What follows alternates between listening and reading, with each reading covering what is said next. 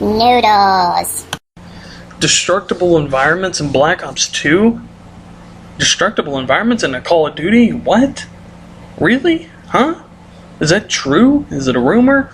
I don't know, actually. Because the rumors that are coming around, I don't know the source, but in terms of Call of Duty, they seem very, very realistic, almost as if they would work. And with Treyarch making the new, obviously new Call of Duty game, and they innovate more than any other gaming company I know in a kind of weird way, excluding DICE and, like Bethesda. What they're I guess they're saying, and not Treyarch, but people, what they're saying, what the rumor is that certain cover will actually break apart over time, like conflicts. Like if a missile were to hit a building, it's not necessarily going to put a hole in it, even though I don't see why that wouldn't happen. You have to have this thing where the game's going to constantly change. I think Call of Duty kind of has this idea that the map has to stay indestructible for it to play right, which is not the case. Because campers blow them through the wall, with a missile launcher, and just don't tear the building down. Just make it to where if I shoot a missile through a wall, it's going to take that wall down, and then we can kill all the campers in there. So all the campers have to switch up their tactics. It's that simple. That's what I think a lot of people are trying to say who are calling for destructible environments. But what these guys are trying to say, of what the rumor is basically certain things will accumulate damage over time if you shoot at them, but it's like little things that don't really matter, like barrels. Well, the barrels already explode. So, if they just put the explosion animation, put it like this. You have a wall, you have the missile launcher explosion, the actual detonation itself, and then you have these barrels exploding and the pieces fly everywhere. Why not just add those same cinematic sequences to a wall? Pretty simple. Just blow out big chunks. It's as simple as that. I don't know.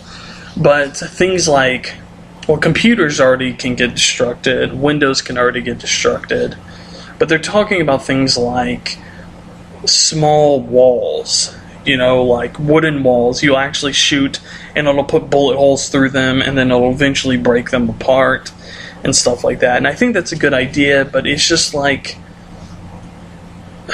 see, it's one of those things like, why waste your time? That's not going to change the game at all. It's going to be a cool little feature. And, because this is Treyarch, I really want them to do it, because that would change the game a little. It would add that just much more realism to it, that much more innovation. But it's just one of those things where it's like, how exactly does that really help, I guess is the best way to explain it. If you put buildings where they could get destroyed, well, that helps because we can take out campers easier. And the game is always changing. Can you imagine on, let's say, Interchange, horrible, horrible map, if you shot a rocket at one of the buses and it completely ripped the bus in half, or just blew a big-ass hole in it. Well, now the camper that usually camps in there can't camp in there anymore. Or what about the upstairs building? You shoot a rocket in there, and it just completely caves in the floor, and no one can go up there now. It's just those little simple things that help, Or what about the columns underground, in that little middle section on Interchange, I believe it's called.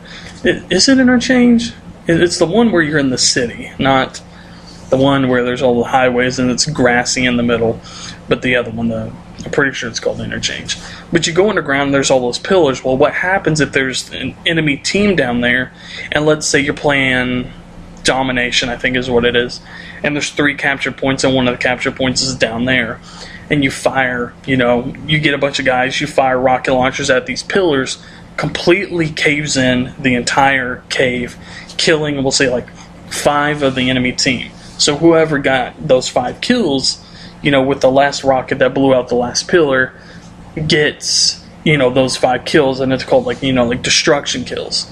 And well, because the ground caved in, there's still an area on top of where it originally was, so it'll just like kind of switch. The capture point will still be there, but it'll just be right there, if that makes any sense. And